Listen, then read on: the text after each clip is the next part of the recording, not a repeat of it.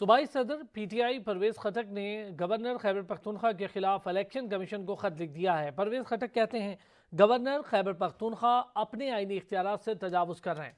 Governor का काम election commission को इंतखाबात की तारीख देना है। Election commission governor Khyber Pakhtunkhwa को हुकूमती मामलात में मुदाखलत से रोके।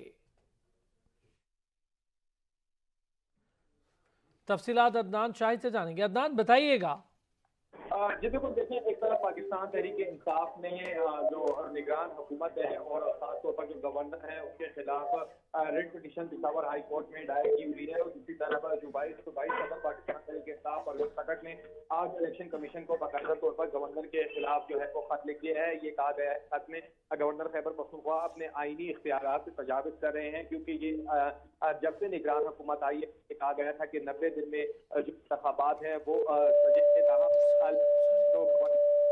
है वो तारीख नहीं दे रहे, जिसकी वजह से जो मौजूदा गवर्नर के होते हुए सूबे में आजाद इलेक्शन जो है गवर्नर जो है उस पर हुकूमत पर मुकम्मल तौर पर नजरसाज, और गवर्नर का ताल्लुक जो है